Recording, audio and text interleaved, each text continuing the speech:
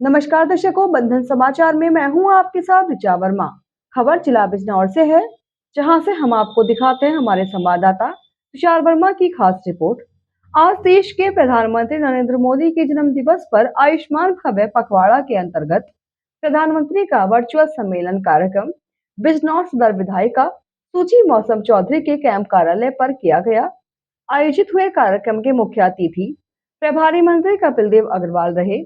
इस अवसर पर कपिल देव अग्रवाल द्वारा एक प्रेस वार्ता भी की गई, जिसमें उन्होंने बताया कि आयुष्मान भव्य पखवाड़ा आज से 2 अक्टूबर तक चलाया जाएगा। साथ ही आज पिछड़ा मोर्चा द्वारा बाइक रैली और प्रधानमंत्री की विश्वकर्मा योजना के संबंध में संबोधन 18 सितंबर को और 23 व 24 को रक्तदान शिविर व निःशुल्क स्वास्थ्य प्रशिक्षण शिविर का आयोजन भी किया जाएगा। आदरणीय विधायक जी, महामंत्री जी, भैया ऐश्वर्य जी, हमारे दोनों महामंत्री प्रमुख साहब और सभी पत्रकार साथियों, हम सब जानते हैं कि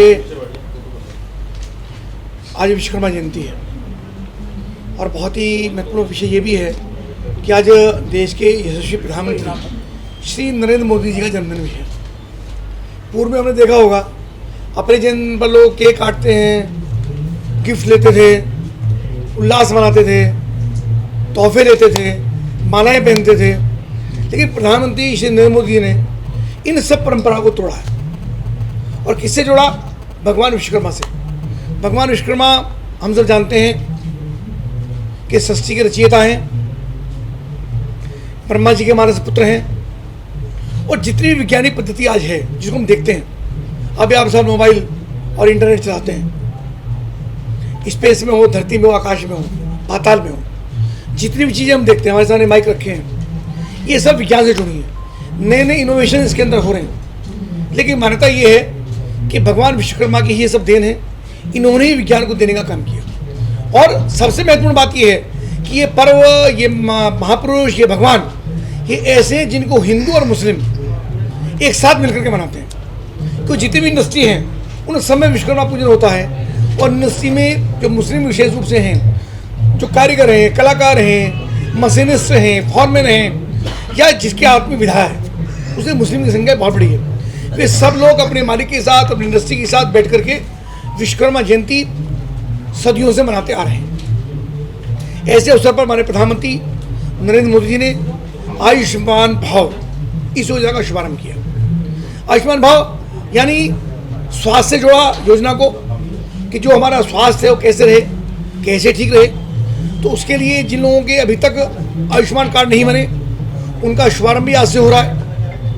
मेडिकल कैंप लग रहे हैं पीएससी पर, सीएससी पर, वहाँ जाएंगे, वहाँ जा कर के उन सब लोगों का हेल्थ चेकअप भी होगा, उनको औषधियाँ मिलेंगी जिनको किसी प्रकार की असुविधा है। जो अभी तक इसमें आच्छादित नहीं थे, ऐसे पात्र सब लोगों के आयुष्मान कार्ड उनके बनने का शुभारंभ आज से हो रहा है। इसके साथ जो सबसे महत्वपूर्ण योजना हमारे प्रधानमंत्री ने शुरू की है, वो विश्वकर्मा जी के नाम से विश्वकर्मा सम्मान योजना। वो कितनी महत्वपूर्ण है कि ऐसे लोग जिनके बारे में कभी किसी चिंता ही नहीं, सरकार ने कभी इनके बारे में सोचा नहीं, तो विश्वकर्मा यानी लुहार, कुम्हार, नाई, नाव बनाने वाले, खिलौने बताने वाले, किसी प्रकार के श्रमिक जो गाँव के अंदर काम करते हैं, ऐसे 17 प्रकार के व्यवसायी जो अभी तक गाँव के अंदर केवल बहुत सीमित साधनों से अपना काम करते थे, ऐसे सब लोगों को ऊर्जा प्रदान करने के लिए, उनके मोटिवेशन के लिए, उनको तरीके से आत्मनिर्भर बनाने के लिए माननीय प्रधानमंत्री ने आज शुभारंभ योजना का करने का काम किया। इसमें 3 लाख रुपए बिना ऋण के, बिना किसी गारंटी के 3 लाख रुपए का ऋण उनको मिलेगा। 15,000 रुपये की टूल किट उनको मिलेगी और नई तकनीक के साथ ये सब लोग अपना काम कर सकें। जो हमारा विभाग है कौशल विकास, स्किल डेवलपमेंट का, उसमें भी बहुत बड़ी संभावना इसमें काम करने की है।